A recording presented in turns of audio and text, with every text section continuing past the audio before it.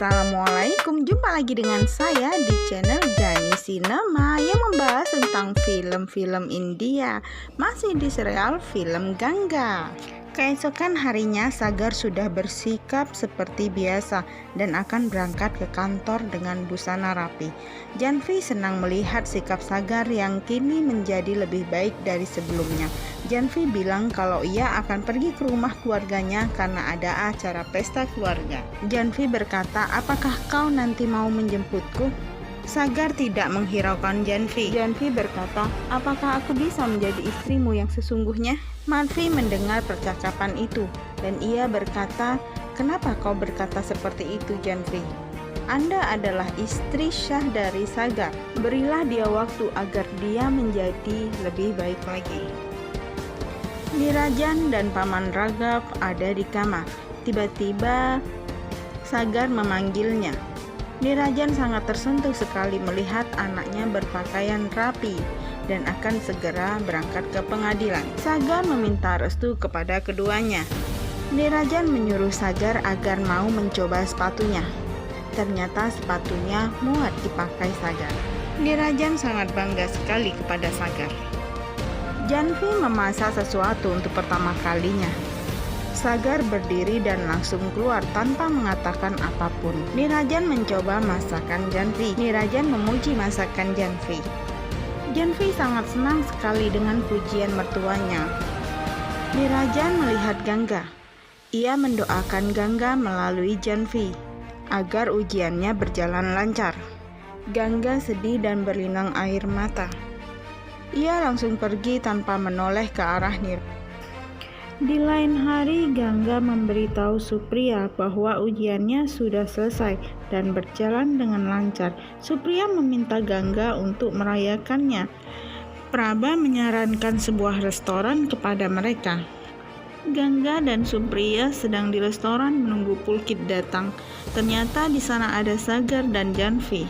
Mereka saling memandang. Dua pria hidung belang tergoda oleh kecantikan Gangga dan Supriya. Mereka sengaja meniup asap rokok ke arah Gangga dan Supriya. Gangga dan Supriya batuk-batuk. Sagar marah melihat kedua pria itu. Sagar meminta kedua pria itu untuk berhenti merokok sebab kedua gadis itu terganggu. Janvi kaget melihat Gangga ada di sana. Kedua pria itu bertanya kepada Sagar, apa hubungan mereka dengan gadis itu? Sagar menjawab bahwa Gangga segalanya baginya. Kedua pria itu menantang Sagar untuk berkelahi. Gangga berkata, "Mengapa kau harus ikut campur dalam masalahku? Kau bukan apa-apa bagiku." Supriya mencoba menenangkan Gangga. Keesokan harinya, Gangga sangat gembira ketika Supriya dan Pulkit memberitahu bahwa ia telah menjadi yang pertama dalam ujiannya. Gangga sangat senang dan dia bergegas untuk memberitahu Nirajan. Tetapi baik Nirajan dan Gangga berhenti seketika ketika melihat tali di antara mereka. Pulkit memberitahu kepada semua orang bahwa Gangga mendapatkan peringkat 1 dalam ujiannya. Nirajan dan Pak Koki sangat senang sekali mendengarnya. Di atas tampak Sagar memperhatikan mereka dan bahagia sekali karena mendengar berita tersebut. Sagar mempersiapkan kliennya di pengadilan. Nirajan turut juga menghadiri di pengadilan. Pembelaan atas klien Sagar telah diungkapkan. Kini giliran pembelaan dari pihak lawan Sagar. Pengacara yang bernama Palas Banerjee menyangkal secara logis pernyataan Sagar. Akhirnya penjelasan dan pembelaan dari pengacara Palas membuat ia menang. Sagar kalah dalam menangani kasus. Di luar, Sagar tampak memarahi kliennya yang sengaja memberikan keterangan palsu, sehingga membuat ia kalah dalam persidangan. Madvi meminta Janvi untuk memberikan makanan kepada Sagar. Dia melihat wajah Janvi sedih. Madvi berkata, "Saya tahu ini sangat sulit bagi Anda, tapi dengan menyerah tidak akan bisa membantu apa-apa." Sagar tiba di rumah. Janvi bertanya, "Apa yang kau pikirkan?" Sagar berkata, "Jangan mengganggu saya." Janvi berkata, "Ini tidak adil. Saya istrimu dan ingin berbagi kebahagiaan denganmu." Sagar berkata, "Bisakah saya makan dengan tenang?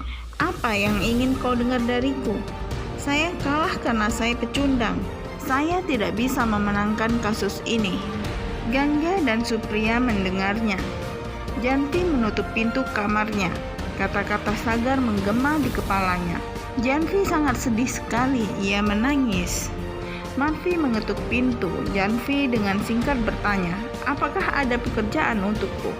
Madvi menjawab, "Tidak." "Ada apa denganmu, Janvi?"